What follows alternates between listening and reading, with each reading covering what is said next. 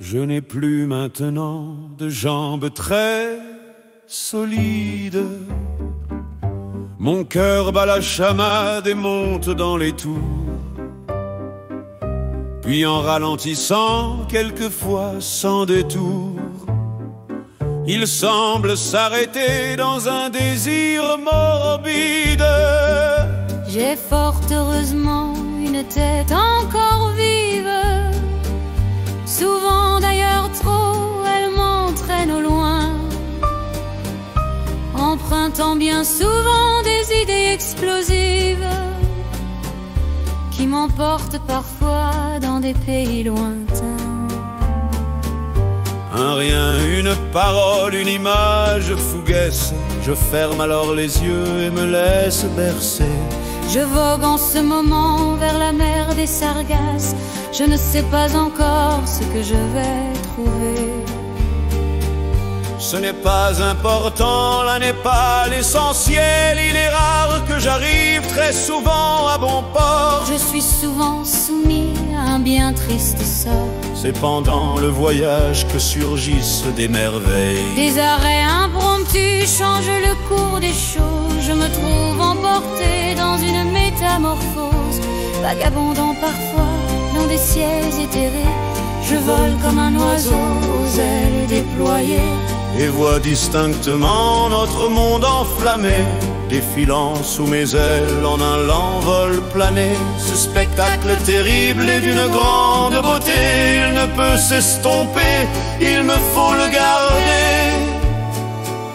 Pourtant il disparaît souvent brutalement, et dans ma solitude me laisse pantelant. Oh, ces nombreux voyages que je fais chaque jour, malgré tous ces malheurs et ces malversations, accablant le pays, détruisant la nation.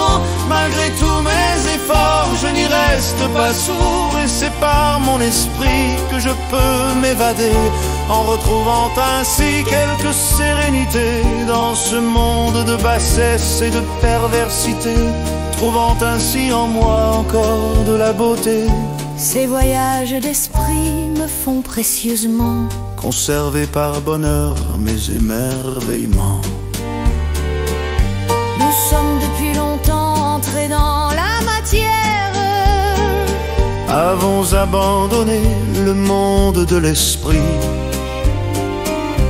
nous gaussant très souvent par mauvaise manière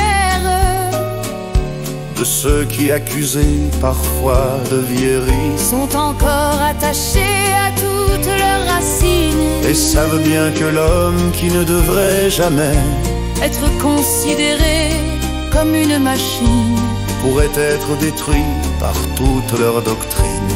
Même lorsqu'il vit dans un très beau palais, son bonheur incomplet l'entraîne à désirer le yacht somptueux que son voisin possède. Il en veut un plus beau et plus élaboré, mais son désir comblé, c'est un autre qui l'obsède. Nous avons chaque jour abandonné les liens qui font que chaque homme est vraiment un humain. Cet amour, cette fraternité, ce besoin d'être ensemble, nous les avons perdus courant sur le chemin où de vaines promesses nous font des crocs en jeu. Oh, ces nombreux voyages que je fais chaque jour, malgré tous ces malheurs et ces malversations, accablant le pays, détruisant la nation.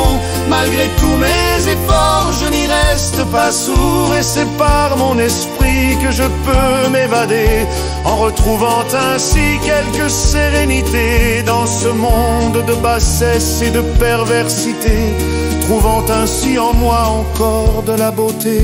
Ces voyages d'esprit me font précieusement conserver par bonheur mes émerveillements.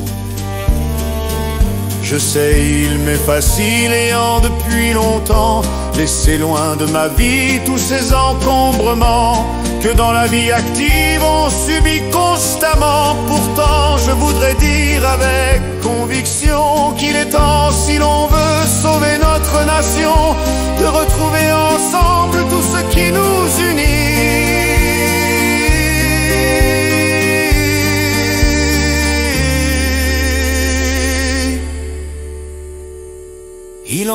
va de la France, il en va de nos vies.